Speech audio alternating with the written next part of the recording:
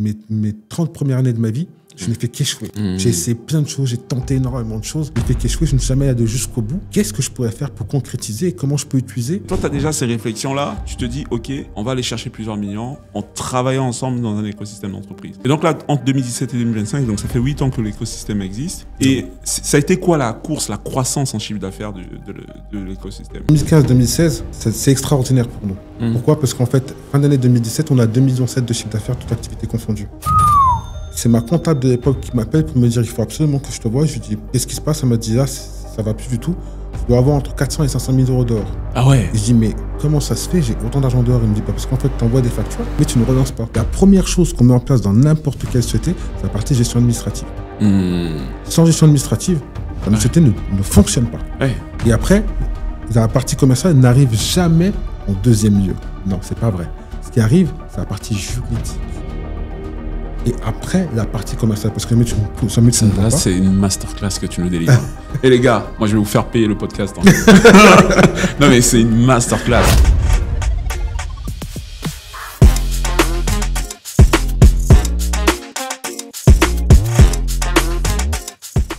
Bonjour à tous, bienvenue à nouveau dans cette hors-série, ce podcast que j'ai mis en place sur ma chaîne. Aujourd'hui, j'ai un invité spécial, Ibrahima Sissoko. C'est une personne qui est extraordinaire. Je vais vous laisser découvrir la personne que je m'apprête à vous présenter aujourd'hui. Il est à la tête de l'entreprise Phil Hilt, j'ai bien prononcé. Ouais, c'est ça. Et il a construit un empire, mais en très très peu de temps. Aujourd'hui, à 40 et quelques années, tu nous donneras ton âge précis, il génère déjà avec ses entreprises plusieurs millions d'euros. Et je vais vous emmener dans son parcours pour comprendre comment il s'est construit et surtout, qu'est-ce qu'il nous propose aujourd'hui ou quelles sont ses perspectives d'avenir. Donc, sans plus tarder, Ibrahima, comment tu vas aujourd'hui? Très bien. Merci de m'avoir invité. Franchement, très honoré. Je suis ton contenu et j'aime beaucoup ce que tu fais. Ça fait plaisir et sache que c'est un honneur pour moi de te recevoir. On va rapidement rentrer dans le vif du sujet parce qu'ils attendent à ce que tu dises tout sur toi. Donc, Ibrahima, je veux vraiment qu'on comprenne comment on fait pour construire comme toi un empire. Tu vois, aujourd'hui, tu es à la tête vraiment d'un écosystème d'entreprise.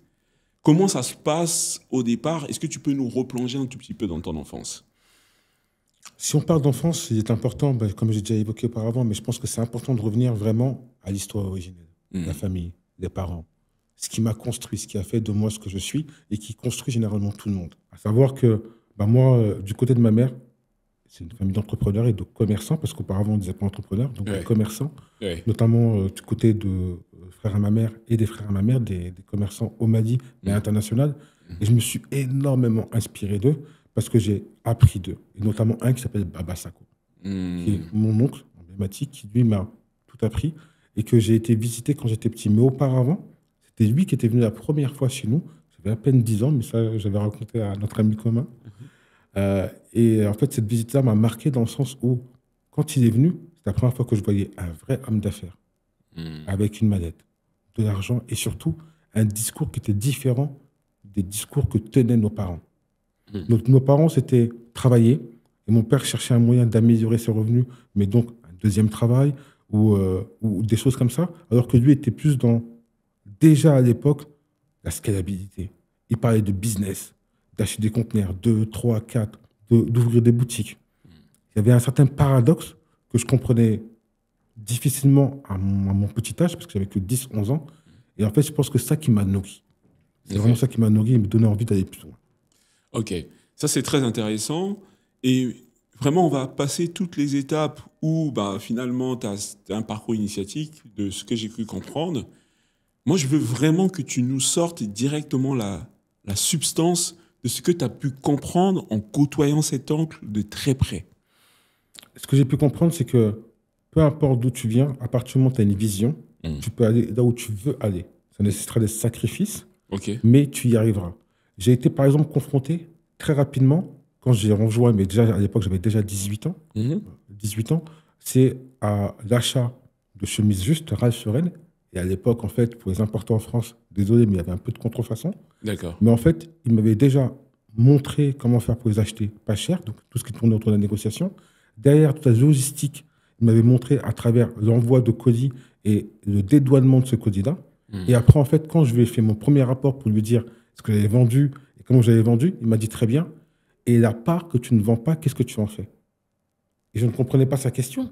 Parce que pour moi, tout ce que j'avais reçu, j'allais tout vendre. Et effectivement, sur les 200 chemises que j'avais réussi à emporter en 98, j'en avais vendu que 111. Et tout le reste, je n'avais pas réussi à le vendre parce qu'il y avait des problématiques de taille. Il y avait des problématiques, il y avait plein de problématiques. Et en fait, je m'étais laissé qu'un été pour le vendre. Et en fait, ça, mon oncle avait déjà anticipé en me parlant de collection et de renouvellement de collection. Et qu'il fallait commencer par vendre ces produits chers et après trouver un moyen de les solder entre parenthèses ou faire des promotions pour écouler ton stock. Et cette étape-là, je veux comprendre, c'est-à-dire que tu vends 111 chemises, tu es conscient que tu en as reçu 200 ou pas? Je suis conscient que j'en ai reçu 200. Ok. Tu fais un rapport en disant que tu as vendu 111 chemises, tu es fier de toi? Super fier. Mais par contre, tu sais qu'il t'en reste un... Pour moi, c'était quelque chose d'extraordinaire à l'époque. Ah, ok. C'était la première fois de ma vie, j'avais à peine 18 ans. Ouais, 18 ans, c'était en 98, où en fait, je reviens déjà de Thaïlande. J'ai une chemise à imitation Ralph Lauren. Et donc, là, au quartier, tout le monde voit ça. C'était la première fois, en fait, on voyait vraiment quelqu'un faire ça. Ouais. Et moi, j'arrive à en vendre aux villes alentours, Poissy, etc., mais également jusqu'à Montreuil. Ouais. Et pour moi, c'était... Enfin, à chaque fois, je me déplaçais. J'avais, je crois, à l'époque, si je ne me trompe, aux alentours de 150 francs. Oui. C'était déjà beaucoup. C'était beaucoup. C'était beaucoup. Ouais. Ça fait à peu près aux alentours de 23-25 euros aujourd'hui, mais c'était déjà énorme. Moi, cette chemise-là m'avait coûté 22 francs. Ouais. Et sur l'enseignement, t'es fier. Lui te dit, OK, c'est bien, mais... Tu n'as pas anticipé. Tu n'as pas anticipé. Très important. Tu n'as pas anticipé. Tu n'as pas de vision par rapport à ton business. Tu viens de faire un coup, tu as pris de l'argent, mais que vas-tu faire cet argent-là? Comment tu vas faire pour te réapprovisionner? Est-ce qu'il va falloir que tu viennes ou que tu reviennes? Mais moi, en fait, j'avais 18 ans. Pour moi, déjà, ce que je venais de faire, c'était exceptionnel. Extraordinaire. Et je n'avais pas de vision sur ça. Et c'est après, en retournant là-bas, en 2003, que j'ai commencé à comprendre comment il fonctionnait. Et les cycles de vente. J'ai même une chose qu'on ne dit pas assez, c'est par exemple, il y a un fait, moi, qui m'avait marqué, c'est qu'il y a un de ses demi-frères était venu nous voir en Thaïlande à l'époque, et il avait commandé un conteneur. Donc, il avait chargé énormément de choses. Et donc après, mon oncle, ce qu'il avait fait, c'est qu'il avait pris un échantillon de chaque pièce qu'il avait commandé.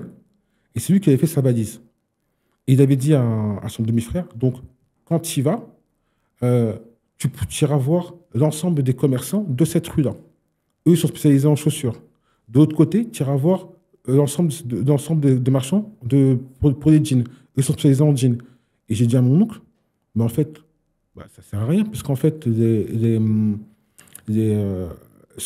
qu'il a commandé n'arrivera que dans 2 mois. Il me dit, on va prévendre. Je dis, comment ça, prévendre? Il me dit, l'échantillon permettra de voir ce qui va arriver dans 2 mois. Ça va permettre aux gens de passer commande sur ce qu'ils veulent et de laisser un acompte. Ouais. Et donc, quand l'argent, il va le récupérer, il va me le renvoyer pour que je puisse acheter et renvoyer d'autres marchandises. Il est très smart, ton oncle. Il a quel diplôme à ce moment-là? 0 diplôme. Non. 0 diplôme. Mon oncle a arrêté l'école à l'âge de 13 ans. Et à partir de 13 ans, il a fait ce qu'on appelle partir à l'aventure. Il en a profité une nuit pour venir voir ma mère à l'époque et lui dire « je m'en vais ». Ma mère lui a dit « non, n'y va pas ». Elle a dit « si, mes copains sont partis, il faut absolument que j'y aille, mais je reviens bientôt ». Il n'est jamais revenu. Il est revenu à l'âge de 21 ans. Waouh. Ces enseignements-là, du coup, ça façonne l'homme que tu es aujourd'hui. Exactement. À ce moment-là, comment tu sors de cette aventure? Parce qu'aujourd'hui, tu n'es plus dans le textile. Tu es bourré d'enseignements. Pourquoi tu ne te dis pas, je vais mettre en œuvre tout ce qui m'a appris dans cette industrie-là et je vais me développer, pourquoi pas devenir milliardaire dedans? Déjà, je n'en sors pas vraiment parce que je lance quand même des opérations dans le textile pendant un certain nombre d'années. Après, je sens que c'est quelque chose qui... J'ai toujours été passionné de mode. Donc, c'est des choses qui me conviennent à un instant T. Mais je ne sens pas vraiment une fibre là-dedans. Ce n'est pas quelque chose qui me nourrit intellectuellement. À partir du moment où tu as compris tout ce qui va tourner autour de la supply chain, de l'approvisionnement, de la logistique et du timing saisonnier qu'on a en France, parce qu'on a un timing saisonnier dans le sens où, à partir du moment où en fait, tu sais que tu vas vendre des t-shirts, tu commences à préparer ta saison de t-shirts en décembre, janvier. Le t-shirt arrive au mois de mars, avril, et que tu commences à les vendre à partir du mois de mai. Les jeans, tu en vends toute l'année. Les chaussures, ça va dépendre ça va dépendre des chaussures. Donc, en fait, tout ça, ça se programme. Mais à partir du moment où j'avais fait le tour de ces différentes opérations, bah, après, j'étais vraiment plus nourri intellectuellement par ça. Et c'est mon frère qui, lui, a décidé d'en faire. Et donc, j'ai transmis le bébé. D'accord. Donc, on va faire un bond en avant dans l'histoire. Donc, tu transmets le bébé à ton frère. Comment tu te retrouves dans le monde de l'informatique? Ça, c'est... Il n'y a pas jamais de hasard dans la vie. Il n'y a jamais de hasard. En 2006, j'atterris chez Free. Oui. Je deviens conseiller multimédia. Faire du business, c'est bien, mais il faut savoir une chose qui est très, très importante. Mais qui t'introduit chez Free? Chez Free, je réponds à une candidature. Ah, tu réponds à une candidature. Je réponds à une candidature. Et en fait, c'est marrant parce que quand je réponds à cette candidature, l'entretien, je l'ai fait avec M. Gaoussou Kouyaté, que je remercie infiniment. Un mec de chez Free. Une personne de chez Free qui est RH, responsable de ressources humaines. Cette personne-là, quand je fais le test chez Free, j'ai 14 sur 40. Donc, bien évidemment, insuffisant pour pouvoir prétendre à un poste en tant que conseiller multimédia à l'époque. Hein. Ouais. Et en sortant de son bureau, je lui dis, j'argumente pour lui dire que je vais faire des efforts, que je vais apprendre, etc. Et il me dit, mais vous savez même pas ce que c'est qu'un FAI. FAI voulait dire fournisseur d'accès à Internet. Je ne savais même pas ce que c'était. Ouais. Et là, je lui dis, mais moi, si vous me laissez une chance, vous allez voir, etc. Donc, voilà, il m'écoute jusqu'à la fin. Et à la sortie de son bureau, il me regarde et me dit, bon, ok, d'accord, bah, vous commencez lundi. Non, vous venez lundi alors. Et je ne comprends pas sur le coup. Je fais un pas et je reviens, je dis, lundi, je viens lundi pour la réponse. Il me dit, bah non, vous commencez lundi. Waouh. Et là, je dis, vous me laissez ma chance? Il me dit, bien sûr. Et là, franchement, j'étais super heureux de rentrer dans ce domaine-là. Oui. Parce que j'avais des appétences pour tout ce qui va tourner autour de la partie télécom, la partie technologique, mais je n'avais pas de compétences dedans. Donc, en fait, je rentre, on va dire, dans les nouvelles technologies d'information et de la communication, dans les NTIC, par l'intermédiaire de Free, en étant juste conseiller multimédia. Ok, ça c'est très intéressant. Le public pourra le découvrir, il y a énormément d'interviews de toi sur Internet. Tu as un passage, je fais rapide, tu as un passage où tu découvres l'informatique, en tout cas le code informatique. Tu décides de l'apprendre et tu te mets à 100%. Mais sur cette phase de ta vie, je vais revenir sur quelque chose. C'est quand tu fais un test de QI et que tu découvres vraiment qui tu es. Est-ce que tu peux parler de ce moment-là? C'est vraiment très particulier parce que c'est un contexte très particulier. Oui. Où en fait, je rencontre une femme qui... parce qu'on a énormément d'échanges et de discussions, me dit écoute, j'aimerais bien te faire un test. Je dis bon, bah, ok. Donc, je fais ce test-là. Elle part, elle revient, elle me dit on peut recommencer le test. Et là, elle se met pas très loin de moi. À mon avis, c'était pour me surveiller. À l'époque, je me dis ouais, voilà. Et en fait, quand on fait ce test-là, à l'issue, elle me dit mais je comprends mieux. Est-ce que tu sais que tu as un haut potentiel intellectuel? Je dis ok, d'accord. Et là, comme je ne connaissais pas ce mot-là, ce n'était pas quelque chose qui était courant à l'époque, c'était en 2010 comme appellation. Je lui dis donc, ça veut dire que je suis surdoué, en rigolant et en la narguant. Et là, elle me dit non, ça veut dire que tu as des capacités de traitement d'informations qui sont supérieures à celles des autres. Ouais. Et ça trotte dans ma tête. Capacité de traitement de l'information. Capacité de traitement de l'information. Capacité de traitement de l'information. Et là, je la revois plusieurs jours après et je lui dis écoutez, ce que vous m'avez dit, ça m'a troublé, mais ça m'a marqué. Très bien, j'ai ces capacités-là, mais comment je fais pour transformer l'essai? Parce que j'ai l'impression que pendant mes 30 premières années de ma vie, je n'ai fait qu'échouer. J'ai essayé plein de choses, j'ai tenté énormément de choses, je n'ai fait qu'échouer, je ne suis jamais allé jusqu'au bout. Qu'est-ce que je pourrais faire pour concrétiser et comment je peux utiliser je ne sais pas si ça met un don, mais en tout cas, ces capacités. Super pouvoir. Exactement. Ouais. Et là, elle m'a dit ton cerveau est vide, il faut que tu le remplisses. Mais par contre, tu as une capacité de stocker ce que tu vas apprendre qui est exceptionnelle, et en parallèle, tu pourras le traiter de manière exceptionnelle. Ouais. Donc moi, ce que j'y ai compris, c'est qu'il fallait que je me mette à apprendre, je me mette à lire, je me mette à acquérir de l'information. Et bah, au début, je commence à lire un livre, après des livres sur le mindset, après des livres sur le développement informatique, sur le traitement des données, tout ce qui tourne autour de la business intelligence. Et peu à peu, je comprends qu'en fait, effectivement, mon cerveau était vraiment vide. Enfin, j'avais peu de connaissances, et même aujourd'hui, hein. En fait, par rapport à la connaissance mondiale, on n'a jamais fini d'apprendre. Mais je me rends compte que si je veux aller plus loin, eh ben, il faut que je travaille plus et que j'acquière des informations. Donc, je me mets à vouloir faire des formations complémentaires. Je me prépare, je finance et j'investis sur l'élément le plus important, sur moi. Franchement, en tant qu'invité, tu cadres vraiment avec le nom de l'émission. Je t'ai dit, je l'appellerai Millionnaire malgré les pronostics. Ouais. Et je pense que je me mets à la place de cette dame. Avant le test, je pense qu'elle ne devine pas le résultat. On parie pas sur toi avant un tel test, mais c'est à partir du moment où elle te cartographie aller sur l'échelle de l'intelligence qu'elle se dit, ah ouais, j'ai affaire à quelqu'un d'extraordinaire. Ce qui est important là, c'est que toi, tu prends conscience de ton identité. Exactement. Et tu commences maintenant à vraiment affiner ta zone de génie, la capacité de traitement. Et pour ceux qui nous regardent, je ne sais pas si tu as déjà entendu parler de cette définition de l'intelligence. On entend beaucoup plus parler de ça maintenant avec l'intelligence artificielle. On se rend compte que l'intelligence, c'est vraiment la capacité de traitement d'une nouvelle information.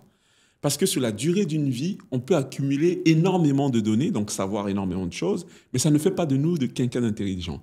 Quelqu'un d'intelligent, c'est une personne qui, à chaque fois qu'il reçoit une nouvelle donnée, il est capable de traiter beaucoup plus vite et beaucoup plus rapidement des données multiples. Et ça, justement, comme tu es un HPI, tu as la capacité justement d'avoir des données multiples et de faire des traitements complexes pour sortir un résultat efficace et efficient. Ça, c'est vraiment pour nos auditeurs pour qu'ils comprennent un peu l'intelligence. Merci, j'aime beaucoup cette définition. Et effectivement, c'est ce qui me caractérise. Ouais. Et doté de cette intelligence, on fait encore un bond en avant dans ton histoire. Je crois que tu intègres une ESN. Décris-nous un peu très rapidement, comment tu passes de je rentre dans une ESN à toi aujourd'hui à la tête d'un écosystème d'entreprises, dont peut-être des ESN aussi à l'intérieur. Exactement. Ouais. Bon, quand j'intègre une ESN, j'ai la chance d'intégrer une ESN basée à Nanterre qui, en plus d'être une ESN, est également éditeur de logiciels. Donc j'ai la chance de pouvoir participer au développement d'applications. Ouais. Et pas uniquement applications métiers pour une entreprise, mais pour plusieurs. Okay. Il y avait Digicel, qui était Bouygues Télécom Caraïbes à l'époque. Il y avait un logiciel qui appartenait à Euroxir, un autre qui appartenait à BNP Real Estate Immobilier. Ouais. J'ai même travaillé pour Paprec. Ça, c'était en régie. Quand j'ai la chance de travailler sur plusieurs projets, donc des problématiques différentes. Donc forcément, des sensibilités différentes. Et donc, quand tu es confronté à des problèmes et que tu résous, tu comprends mieux comment faire pour résoudre d'autres problématiques plus complexes à d'autres degrés.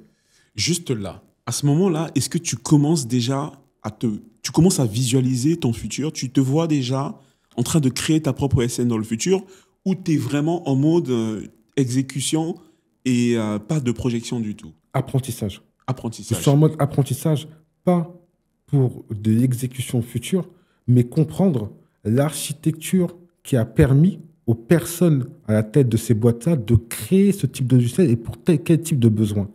Quand je travaille pour Digicel, je me dis, je suis en train de travailler pour un opérateur téléphonique. Et je travaille sur son système d'information.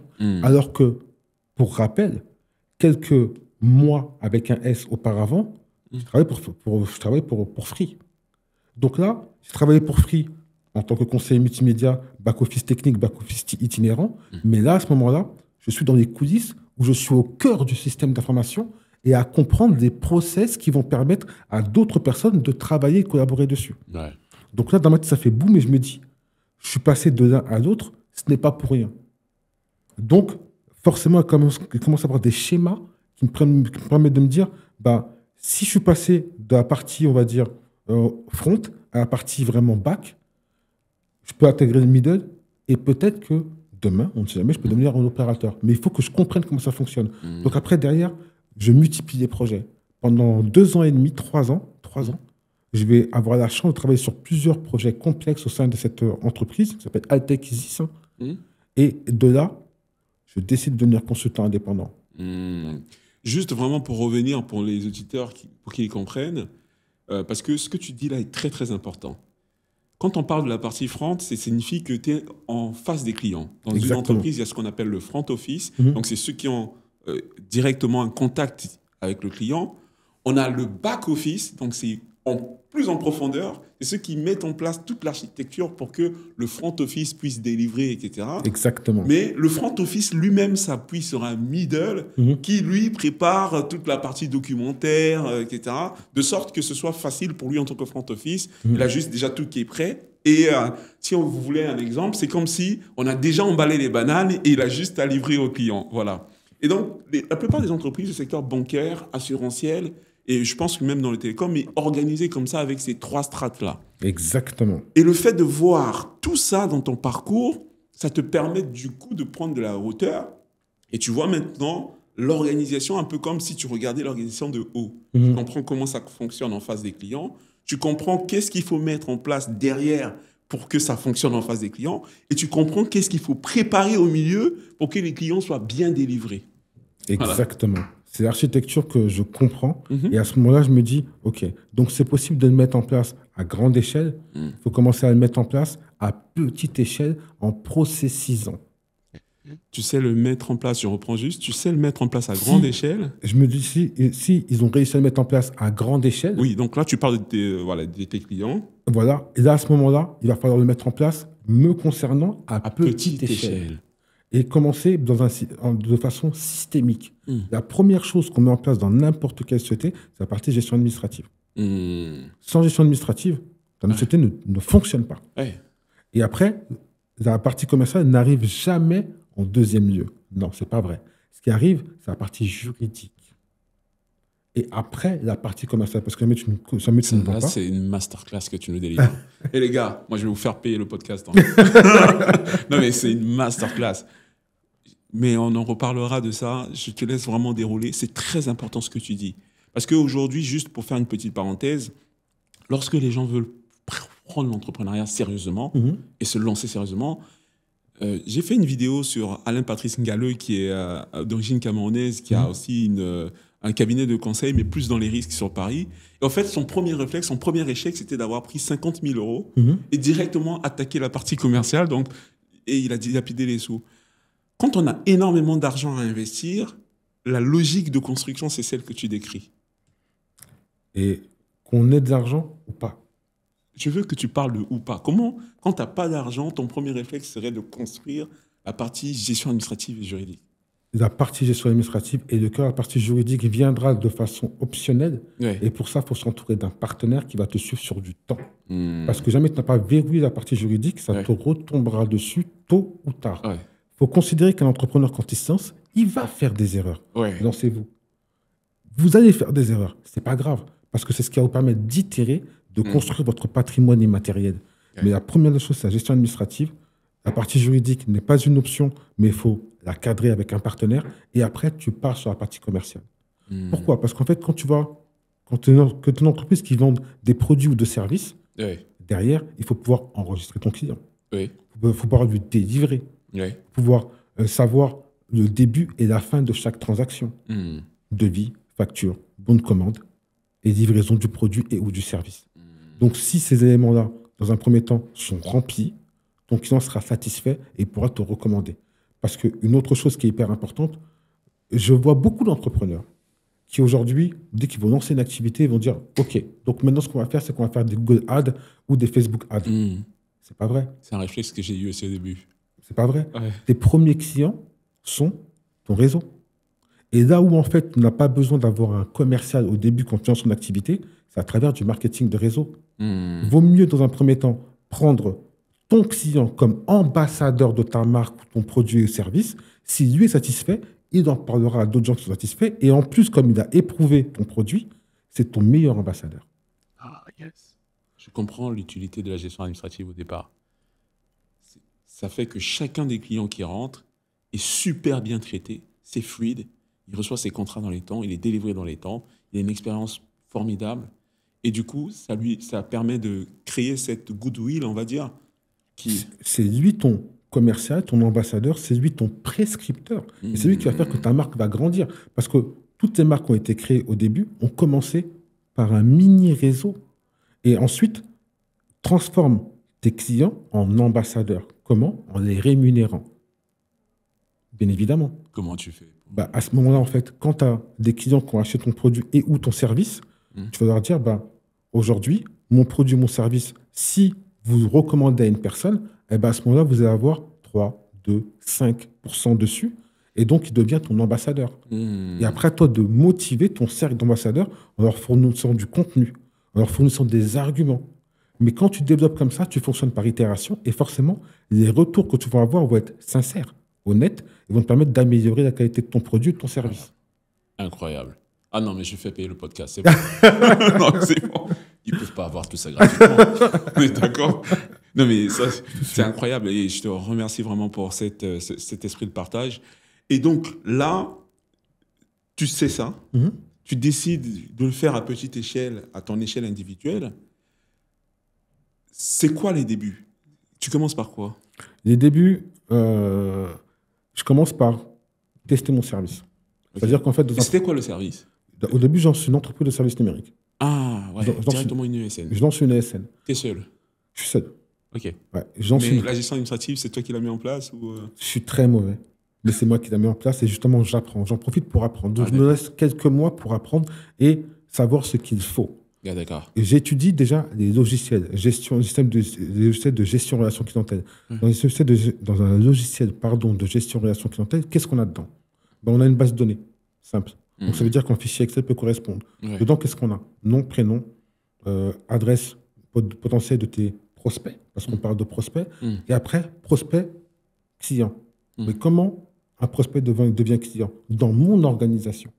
Parce que dans toute organisation, un prospect peut devenir client parce qu'il a acheté le produit, et des produits et ou services, mais des fois, pas forcément. Donc, dans mon organisation, comment je vais déterminer qui est un prospect ou pas? Qui est un client ou pas? Ensuite, les informations qui vont tourner autour de ça. Mon segment de services et ou de produits. Qu'est-ce que font les concurrents? Là, à ce moment-là, je regarde énormément de podcasts. On a la chance d'avoir à l'époque, c'est l'hégémonie de deux familles, Oussama Ammar, etc. Ça nous a beaucoup inspiré. Ça nous a beaucoup, beaucoup inspiré. Et donc, moi, en regardant tout ça, je me rends compte qu'il y a plusieurs typologies de sociétés. Et j'en parle assez souvent, c'est opérateur économique et ou start-up. Je ne suis pas une start-up, mais je suis un opérateur économique parce que c'est une entreprise existante sur un modèle existant. Et là, je me dis, très bien, qu'est-ce qui va me permettre de pouvoir faire tourner un business qui va générer des revenus rapidement? Bien évidemment, c'est ESN, mais c'est sur partir sur un modèle existant, donc faire du fast second. Fast second, je m'explique. OK.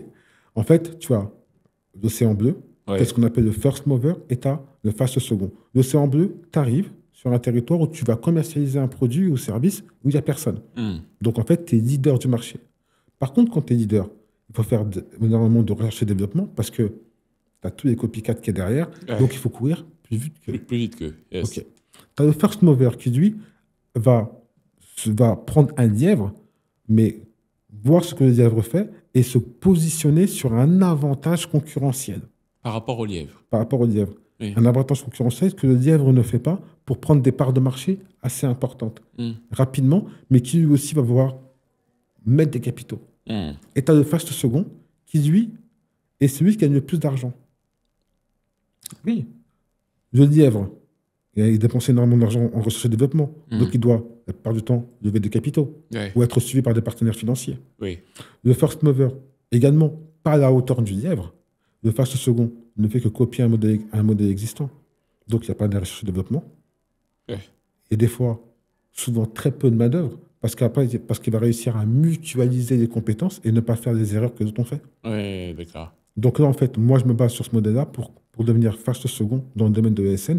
Et plutôt que de me dire que je vais chercher des clients finaux, ce qui nécessiterait énormément de capitaux parce qu'il va faire du marketing, de la communication, développer son réseau, des rendez-vous, des déjeuners, etc. Je travaille avec des ESN déjà de taille plus importante que moi. En leur disant, aujourd'hui, je peux combler un manque que vous avez parce qu'on est sur un marché en tension, là où il faut recruter énormément de monde. Sur les profils que vous avez du mal à recruter, qui étaient à l'époque ingénierie de production, DevOps, SysOps, etc. Et après, un petit peu de test fonctionnel et d'ascenseur maîtrise d'ouvrage. Moi, je peux vous ramener une main-d'œuvre moins chère, issue de la reconversion professionnelle. Waouh. Et là, on est en quelle année quand tu proposes ça? 2015-2016. Et mais t'es un peu avant-gardiste là-dessus, non? Parce que dans l'ESN, j'ai jamais entendu parler d'une telle stratégie. Parce qu'il faut bien côtoyer les autres ESN. Moi, mon objectif a été d'analyser le marché des ESN, comprendre comment celui-ci était structuré et fonctionnait, et en fait, comprendre là où il y avait des opportunités. À l'époque, il y avait des opportunités sur certains métiers. On ne parlait pas de front-end ou back-end, c'est arrivé un petit peu après. Mais on parlait plus de concepteurs, développeurs informatiques. On parlait plus de... même quand on parlait de tests logiciels, on parlait de ingénieur en qualification logicielle ou ingénieur en automatisation. Donc, sur la partie automatisation, il y avait un créneau à prendre où il n'y avait pas tout le monde qui allait, et j'ai préféré plutôt embarquer sur ce créneau-là, qui était un peu plus compliqué, où il y avait un marché de niche parce qu'il y avait des compétences qui coûtaient plus cher que celles des autres, mais il n'y avait pas énormément de monde. Donc après, il a fallu à ce moment-là que je me dise, je vais prendre plutôt toutes les personnes qui ont fait ingénieur en qualification logicielle et qui ont peut-être fait un peu de développement de leur parcours, en leur faisant faire une formation automatisation et en leur vendant en tant que junior sur le marché. Très, très, très, très smart. Comment ça se passe le management à ce moment-là? Parce que tu ne fais pas tout ça seul. Tu as des personnes qui te rejoignent dans ton équipe, tu recrutes, je pense, énormément. Ou pas, tu me diras. Qu'est-ce que tu peux dire sur le management? Je suis un très mauvais manager. C'est vrai? C'est vrai. Et comment tu fais du coup? Je m'entoure de personnes qui ont cette capacité à faire ce que moi je ne sais pas faire. D'accord. Et qu'est-ce que tu détectes chez les personnes qui ont cette capacité que tu penses que tu n'as pas? C'est quoi ce... Déjà, dans un premier temps, en fait, moi je dis qu'en fait, quand on veut améliorer quelque chose, il faut déjà commencer par le mesurer. Donc, qu'est-ce que je fais? Je fais faire des tests de psychométrie à mes associés et collaborateurs. Oui. Je vais parler comme un jeune, je vais dire, t'es un ouf, toi. Mais c'est important de pouvoir catégoriser, puisque à ce moment-là, en fait, on prend le test HBDI, où disque, tu as le jaune, le rouge, le vert et le bleu. D'accord. Donc, moi, je sais que je fais un bleu.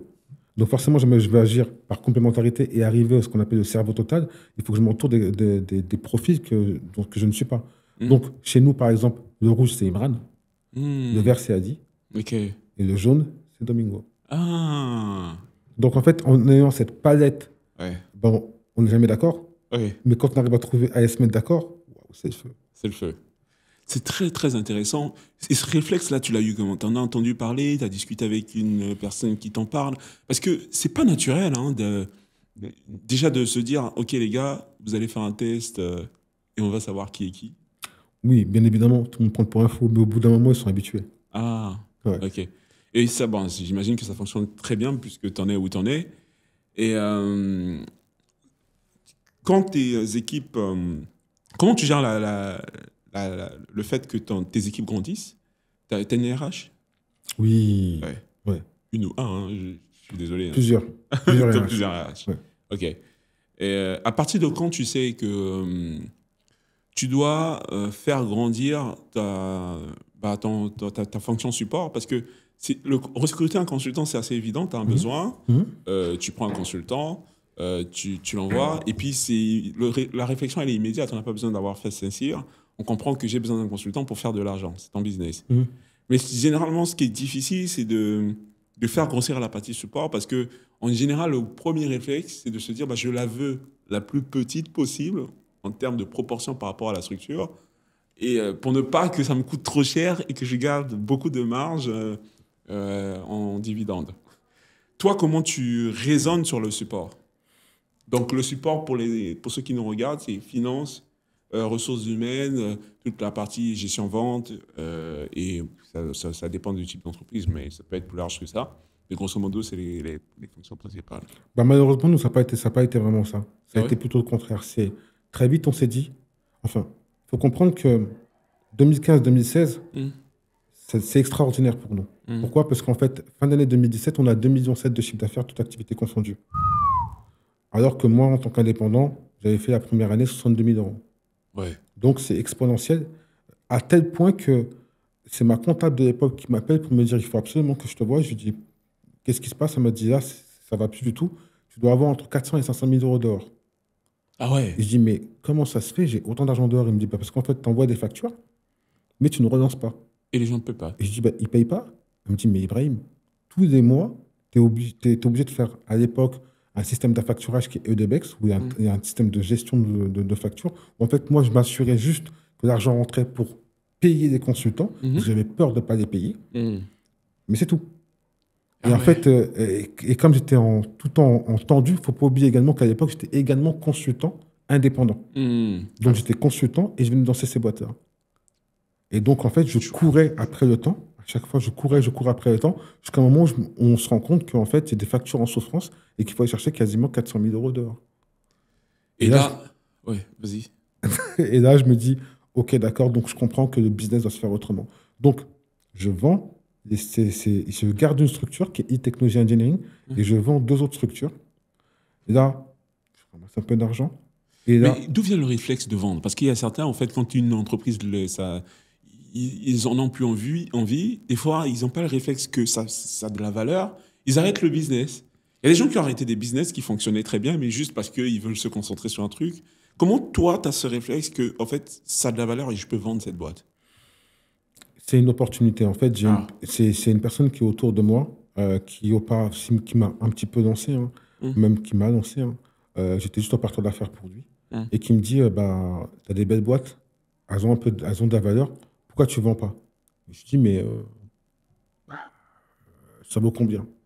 On me propose 250 000. Et je me dis, ouais, 250 000 euros. Insane.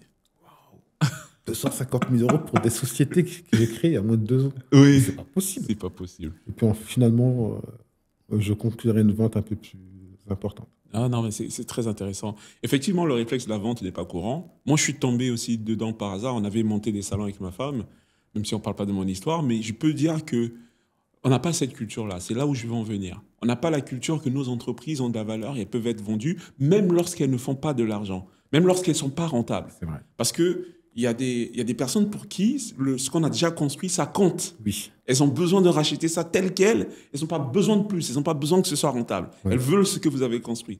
Donc, premier réflexe, si vous en avez marre de votre boîte, on ne la ferme pas.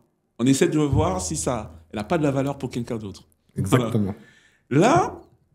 Là, donc tu as fait cette vente. Bon, tu as pas mal évolué. Du coup, déjà à cette époque, si tu arrives à vendre une partie, c'est que tu as déjà un petit groupe, on va dire, de... Pas vraiment. C'est à partir de cette vente-là, Ouais. et surtout d'un voyage important, qui est un voyage spirituel que j'ai fait à la Mecque, quand je reviens, Ouais. je réunis les personnes qui sont autour de moi et je leur dis, on a avancé, tu étais apporteur d'affaires, tu m'as donné un coup de main. Aujourd'hui, structurons-nous, créons un groupe qui va démarrer maintenant. Yes. Et là, ils me disent, groupe, je leur dis non, écosystème. Et ils me disent, qu'est-ce que tu racontes? Je crois que toi, tes associés te prennent pour un fou. Et c'est à ce moment-là que le démarrage de l'écosystème, c'était en 2017 ou l'année 2017. Ah ouais, 2017 déjà. Ah ouais, c'est fort quand même, c'est fort. Et à ce moment où tu prends cette décision, t'as quel âge quand tu... Déjà, aujourd'hui, j'ai 46, 30, 37, 36, 37, quelque chose comme ça. Non mais je sais pas, les gens ne se rendent pas compte. C'est la raison pour laquelle je t'avais posé la question. Vraiment, comprendre comment tu t'es construit, c'est important. Donc, tu as eu un très bon mentor, ton oncle. À 36 ans, il y a très peu de personnes ici sur la planète qui se disent, OK, j'ai un business qui fonctionne, mais on ne va pas s'arrêter là. On va construire un écosystème d'entreprise pour aller chercher plus de business et valoir plusieurs millions. Tu vois, c'est pas évident quand tu as 36 ans. Et toi, tu as déjà ces réflexions-là, tu te dis, OK, on va aller chercher plusieurs millions en travaillant ensemble dans un écosystème d'entreprise. Et donc là, entre 2017 et 2025, donc ça fait 8 ans que l'écosystème existe. Et ça a été quoi la course, la croissance en chiffre d'affaires de l'écosystème? Waouh. Si on parle de 2,7 millions, l'année d'après, on est passé à 7,2 millions. 7 millions. Ouais. Après, 13,3 millions. Ouais. Après, je crois qu'on était à peu près aux alentours de 15-16 millions, c'était l'année du Covid. Ensuite, 21, 27. Là, je crois qu'on a consolidé 36 millions d'euros de chiffre d'affaires, toute activité confondue. Oh là là. Non, mais clairement, Après, c'est un chiffre d'affaires. c'est un chiffre d'affaires, mais tu es un génie quand même. Je pense que... J'aime bien dire également que on voit Ibrahima Sissoko, Oui. c'est l'iceberg qui cache tous les gens qui travaillent et qui sont forts, très forts dans ce qu'ils font. Ouais, j'aime bien ce que tu viens de dire. Parce que on se construit pas seul. Personne ne se construit seul. Et en fait, je n'aurais pas eu les associés que j'ai, je n'aurais pas eu les collaborateurs que j'ai super impliqués, on n'en serait pas là.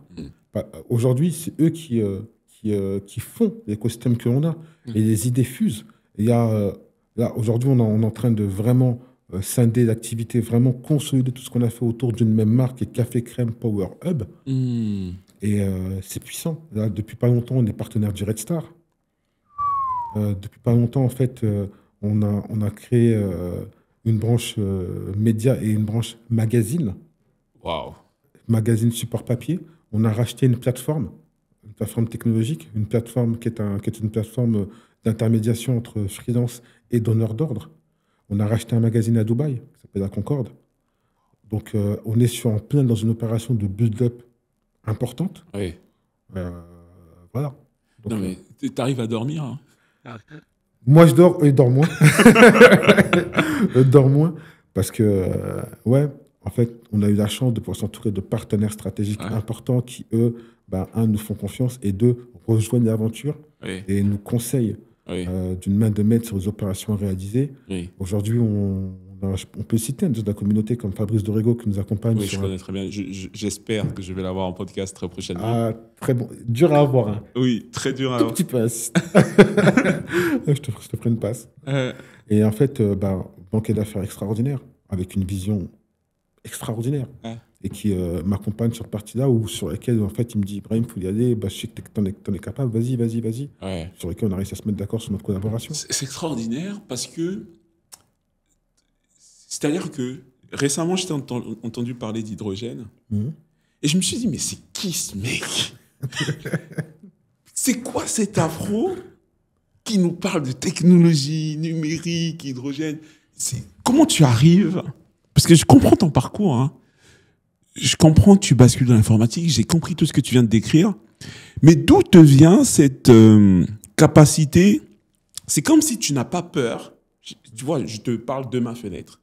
C'est-à-dire que c'est comme s'il n'y a rien, il n'y a aucun projet qui te fait peur et tu n'es pas limité par le fait, ah ouais, mais nous on est des afros, donc vaut mieux faire du commerce ou je sais pas quoi, c'est limité dans des trucs qui sont un peu plus à notre portée. Toi, tu vas dans la technologie. D'où ça vient? Et je veux aussi que tu parles un peu. Tout à l'heure, tu m'as parlé d'hydrogène. Je veux que tu m'expliques un peu le parallèle que tu faisais entre hydrogène et numérique. J'ai rien compris. Mais déjà savoir d'où ça vient. Ouais. D'où ça vient, c'est la curiosité. Ouais. Je m'étais mis dans l'informatique parce que justement, je cherchais un domaine d'activité sur lequel en fait, je ne m'ennuierais pas et je serais toujours à la recherche. Mais enfin, se mettre dans l'informatique, c'est accessible. Aujourd'hui, tu prends en Afrique n'importe qui a fait un peu des études, il n'a pas peur d'aller dans l'informatique. Moi, ce qui m'intéresse, c'est l'industrie. Oui, mais pourquoi? Comment tu fais pour basculer dans l'industrie? Parce que j'ai rencontré un fou. Parle-leur déjà de quand je parle d'industrie, parce que moi, je sais de quoi il s'agit, mais de quoi il s'agit en fait? De quoi il s'agit? On parle aujourd'hui d'hydrogène. L'hydrogène est un vecteur d'énergie. Aujourd'hui, nous, on a lancé une startup qui s'appelle Renewtech, qui est en capacité de pouvoir rendre une maison complètement autonome en énergie. C'est ça qui est dingue. Et c'est pour ça qu'en fait, il a fallu pour ça que je me plonge dans tout ce qui va tourner autour de la recherche et développement et dans les sciences d'ingénierie et dans la science des matériaux. Pourquoi? Parce que l'hydrogène, je ne l'ai pas inventé.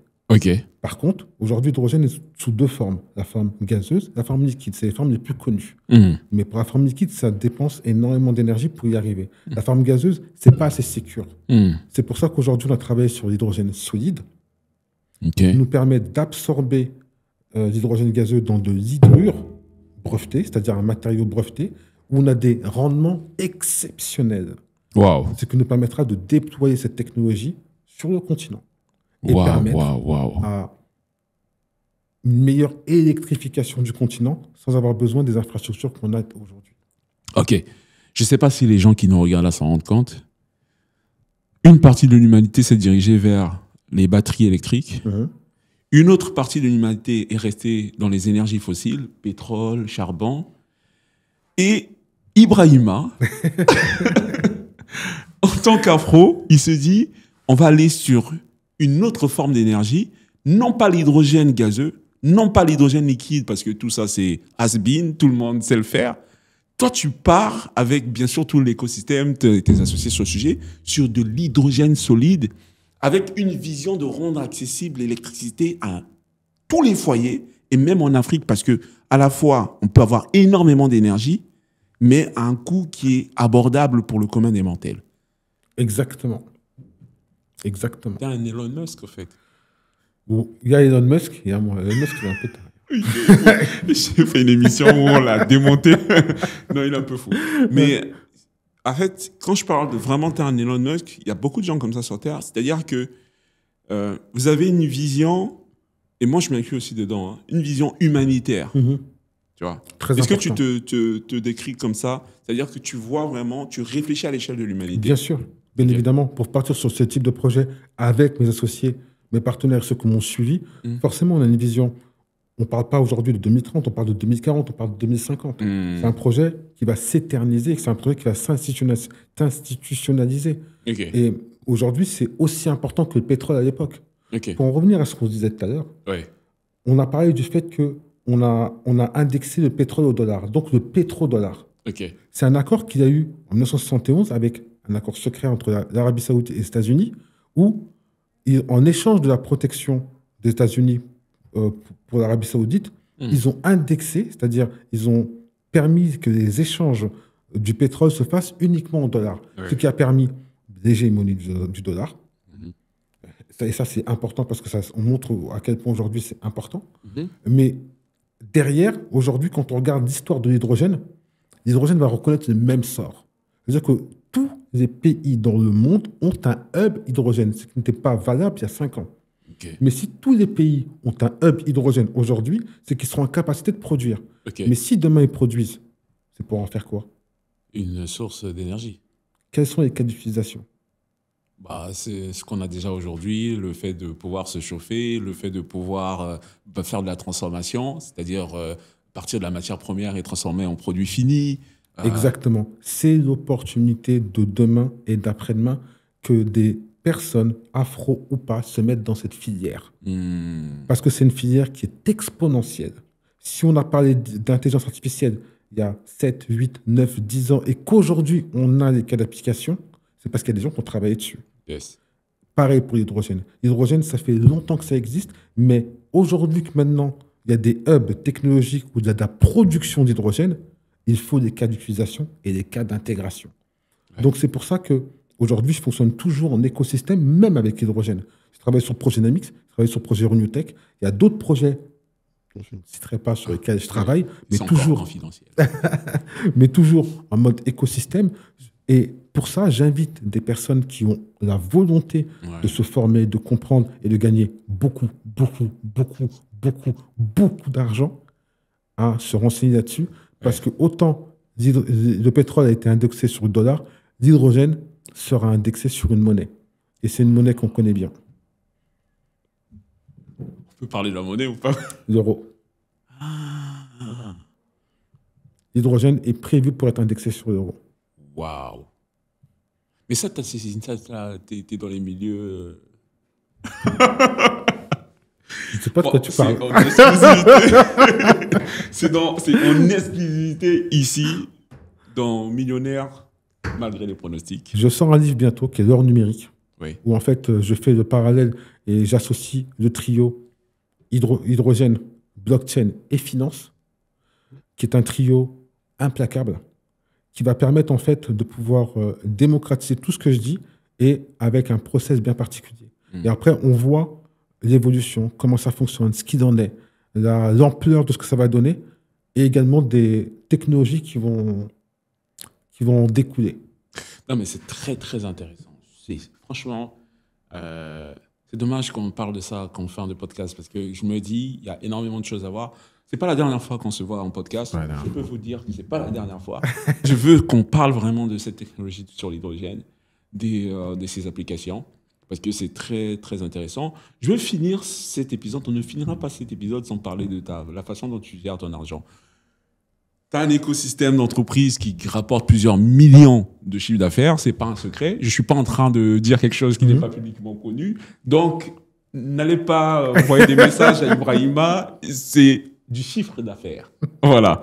Mais c'est important aussi pour tous ceux qui te regardent de savoir quand on a réussi, comment tu gères. Est-ce que toi, tu es investi dans les fonds luxembourgeois? Est-ce que tu es plutôt banque privée suisse? Est-ce que tu es plutôt immobilier? Et là, tu n'es pas obligé, tu dis ce qui n'est pas confidentiel, voilà. Mais oriente un peu les gens sur comment on gère l'argent quand on en a. Voilà.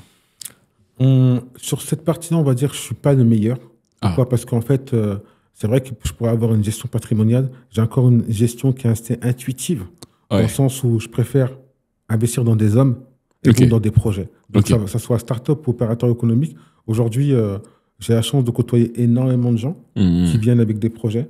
Et après, en fait, c'est étudié par mes équipes. Et quand on détermine qu'il y a un projet qui est assez intéressant, où on a, ça soit une disruption ou un intérêt général, et que ce soit un intérêt général d'utilité publique, on aime bien y investir et se dire, on va l'accompagner. Parce que la plupart du temps, les gens de la diaspora et ou de la diversité sont des gens qui sont en manque de structuration plus que de capitaux financiers. Ouais, c'est clair. Là-dessus, on est d'accord. C'est un peu ce que je dis tout le temps dans mes vidéos, c'est que le problème, il faut déjà le voir ailleurs. C'est pas l'argent le problème. En tout cas, je le dis par expérience, en étant dans les milieux où je vois qu'il y a de l'argent à gogo pour investir dans les entreprises, qu'elles soient de la diaspora, de la diversité, etc. Mais c'est juste que on a besoin de structure, on a besoin d'être plus rigoureux, on a besoin vraiment de montrer aussi des gages qui soient sérieux pour que l'argent afflue, quoi, pour que les investisseurs... La confiance. La confiance, la confiance que même au niveau de nos États, c'est comment attirer des capitaux étrangers. Et pour ça, en fait, on peut choisir la création d'instruments et ou de produits financiers, mais basés sur la confiance. Aujourd'hui, on arriverait à pouvoir lever des capitaux en Afrique si, par exemple, on arrivait à pouvoir mettre des éléments de traçabilité.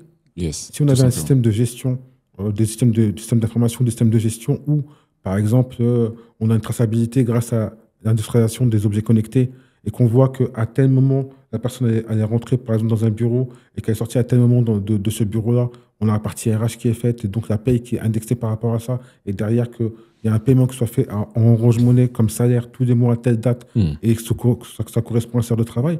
Là, déjà, la partie RH sécurisée. Ouais. La traçabilité, c'est le plus gros investissement que l'Afrique peut faire, qui va avoir un double effet. Déjà, la traçabilité elle-même en tant que produit, c'est un marché à plusieurs milliards. Tous ceux qui vont investir dans la surveillance, même reconnaissance faciale au bureau, dans la traçabilité des transactions, il y a énormément d'argent à faire. Mais surtout, une fois que ce sera mis en place, ça va vraiment permettre à l'Afrique d'exploiter son plein potentiel, toute sa jeunesse. Parce que, toi, tu as une ESN, ce serait beaucoup plus facile pour toi si c'était possible. Il y a des entreprises qui embauchent des consultants en full télétravail. Effectivement. Mais si on arrive à mettre de la traçabilité sur le continent africain, ça fait qu'on a accès à des ressources qui peuvent gagner de l'argent en euros alors qu'elles sont sur place en Afrique. Effectivement. Voilà. Ça, c'est une parenthèse, mais tu ne vas pas échapper au fait que tu dois nous dire, c'est vrai, tu investis dans l'humain, etc. Mais est-ce que tu as un peu une logique d'investissement au-delà de l'entrepreneuriat? Parce que là, tu viens de parler de l'entrepreneuriat, mais est-ce que tu es investisseur en dehors de cette partie entrepreneuriale? Je commence à peine. Et effectivement, je m'intéresse énormément à l'immobilier, ce qui est normal. Oui. Que ça soit l'immobilier. Après, il y a d'autres, par exemple, des boîtes de private equity. Parce qu'en fait, les rendements sont plus importants en private equity. Effectivement. Sur la partie VC, qui est une partie que j'aime beaucoup, c'est-à-dire qu'il va tourner autour de la partie early stage, pas pour toute typologie de start-up, mais tout ce qui va tourner autour de la partie fintech en Afrique. En Afrique. Ça m'intéresse vraiment, la partie énergie et la partie réseau et data. Fintech en Afrique, je pourrais te parler de deals intéressants. Ok. Super. Franchement, très, très bel épisode. Je vous avais dit que ce serait vraiment un épisode extraordinaire. Je pense avoir tenu ma parole. C'est pas moi qui ai tenu ma parole, c'est Ibrahima qui a tout fait. On a tout fait. Ok, merci de me donner un peu de mérite. C'était extraordinaire. Moi, j'ai beaucoup appris. J'espère que tous vous avez vraiment appris. Le livre d'Ibrahima, doit être déjà sorti au moment où sort cette vidéo. Ce sera disponible sur Amazon. Exactement. Ce sera disponible sur Amazon. Allez vraiment plonger dedans pour prendre connaissance de la vision qu'Ibrahima a. Et ça peut aussi vous permettre, au-delà de comprendre c'est quoi le marché de l'hydrogène, la relation avec le numérique, que tout est possible, vous pouvez rêver, et qu'il y a une opportunité dans ce secteur-là. Peut-être il est grand temps de se former, d'avoir cette curiosité, d'y aller, de se former. Et puis peut-être commencer à vous rapprocher d'Ibrahima. Hein. Je sais pas, moi je vous donne pas son contact, mais commencez à chercher comment tourner autour de son écosystème, parce qu'il aura certainement du boulot à proposer dans ce domaine-là. Et j'espère en tout cas. Ouais. Est-ce que tu as un dernier mot, Ibrahima? Merci. Merci à toi. Merci pour l'invitation. Merci pour la personne qui nous a mis en lien. Et j'aime beaucoup ton contenu. Merci de vraiment, je te le redis, mais c'est vrai. Ouais, c'est très gentil. Bon, on va clore l'épisode là et on se reparle déjà très très vite. Je pense qu'on va refaire un autre épisode bientôt. Moi, je veux parler d'hydrogène, de technologie, de ta vision du monde, de comment tu vois vraiment. Ça, c'est très intéressant. On a compris qui tu es, c'est très bien. On veut maintenant se projeter avec toi dans le futur. Très bien, ouais. Avec plaisir. Avec plaisir. Ok. Bah, je vous laisse là. Tchuss. Et surtout, n'oubliez pas, vous laissez un commentaire, vous mettez un like. Et surtout, je laisse ici une vidéo, c'était un autre épisode de podcast avec un millionnaire très intéressant ou une personne qui fait plusieurs millions de chiffres d'affaires avec sa boîte. Et à la prochaine. Tchuss.